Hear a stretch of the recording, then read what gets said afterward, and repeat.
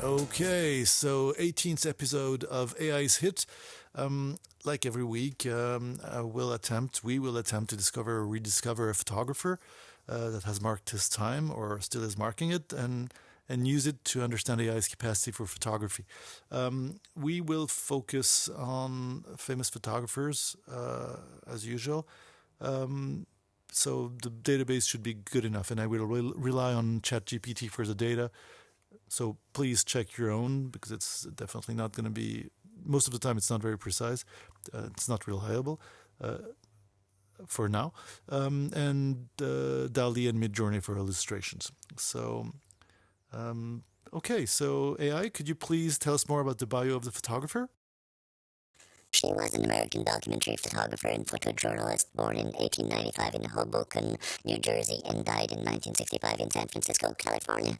She is known for her powerful images that document the plight of the poor, the forgotten, and the oppressed during the Great Depression and the Dust Bowl. Her images were often taken in the fields, capturing real people in real situations and revealing the struggles of everyday life during that period.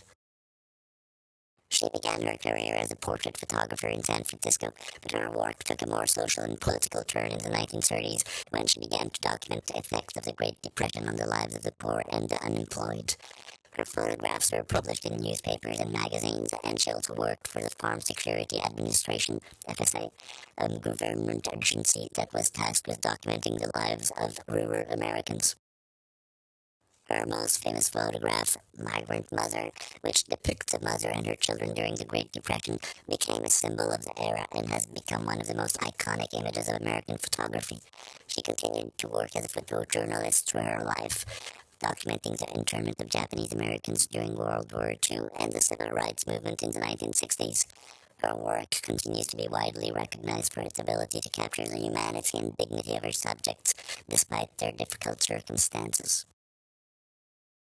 Okay, so I guess many of us have already guessed who that photographer is. The images are interesting because the illustrations, of course, I ask Dali to create images according to ChatGPT's text, but they're quite focused on actually. I think it's pretty clear whose style it is, and that's for those who didn't discover it, Dorothea Lange. So yeah, I think it worked pretty well. Not sure really why. It's again the granularity of the images coming out there is maybe not that close to her in terms of style, but yeah, recognizable, and the text was quite clear. So maybe let's ask a little bit more about her style. Dorothea Lange's style is characterized by her ability to capture the humanity and dignity of her subjects, despite their difficult circumstances. She was particularly known for her powerful images that document the plight of the poor, the forgotten, and the oppressed during the Great Depression and the Dust Bowl. Her photographs are often taken in the field, capturing real people in real situations, revealing the struggles of everyday life during that period.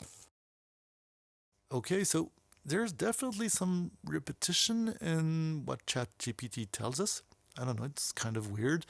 But as for putting that into the Dall-E image creation engine, I'm really impressed by some weeks it's not as precise or realistic. Here, I think it's really photorealistic.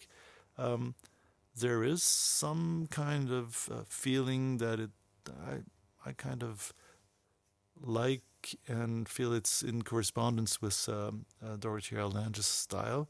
I don't know about you. You might want to add some comments or um, maybe suggestions for different prompts. But yeah, let's listen a little bit more. Lange's photographs were not only artistic but also informative. They were able to communicate the social and political context of the time. Another aspect that sets Lange's style apart is her approach to her subjects. Lange's photographs were not just a representation of poverty or the Great Depression, but they showed the dignity and resilience of people facing difficult situations. Okay, so I feel that the feeling comes out. Um, it, the way those the subjects, the created subjects, look at the camera, the sensation they give, what they convey, the feeling they convey, the thoughts they convey. I would say here AI is doing pretty well. let's listen a little bit more. Her photographs were taken with empathy and often captured moments of intimacy and vulnerability, which helped to humanize her subjects and make their struggles relatable to a wider audience. Lange's style is characterized by the ability to show the human in situations of suffering and poverty, making her one of the most important photographers of the 20th century. Yes, definitely. Here's those two pictures again, quite realistic. I think that's where Dall-E, that's how Dall-E is kind of best in the examples we've had during the weeks, um, with a really nice depiction. That's why maybe I think it's the tool is kind of limited according to the amount of energy it uses. I don't know. That's the problem with those black boxes. And here, in terms of style, I'm not that convinced than with the previous pictures. Not really sure what the period is. It could be quite random portraits taken in black and white by other photographers. Not really sure, but still pretty good results. And while we have a virtual Dorothea at our disposal, maybe we can ask the usual custom creation. So AI, could we have a photo of a young couple, farmers in front of the Midwestern plains, with a horse carriage in the background and a dog barking in a style inspired by Dorothea Lange? Will it even be close? Yeah. Interesting, the two first pictures by Dall-E. I kind of like how they're constructed, the framing, the composition. Not sure they look a little bit too modern for me. Uh, Even technically, but black and white. The plains of the Midwest. Not sure the style comes out, but let's see two more. Here, interestingly, like we've seen in the past, the horse and the dog, they were kind of forgotten in some ways before, but here's a kind of mixed. There's a mixed understanding of what I asked. Um, Again, if you have better prompts or you have prompt suggestions, please post them below. The couple is interesting. Also, the way the man is taller than the woman. I guess it reflects some kind of reality in the pictures used as a model.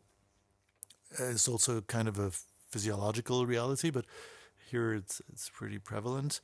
Yeah, and as usual, I'll be asking also at Midjourney, this other tool, to give us examples. Here are the two first ones, but I'll kind of balance and do two more after.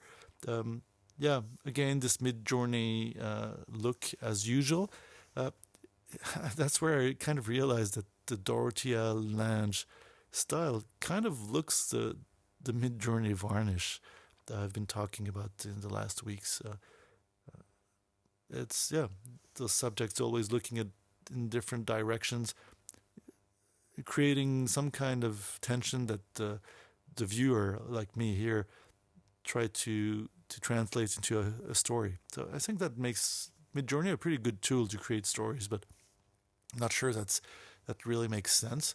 Uh, the the the horse dog on the right is pretty funny. Um, there's again same thing here, a mix between the different subjects, probably because of I don't know statistical correspondence to or the way it decomposes my prompts. But and here's the two last pictures. As I said, I kind of tried to balance more examples of Midjourney. So 4 examples of Midjourney, 4 of Dall-E, and here's the two last from Midjourney. Again, the photorealistic side of Midjourney is really nice.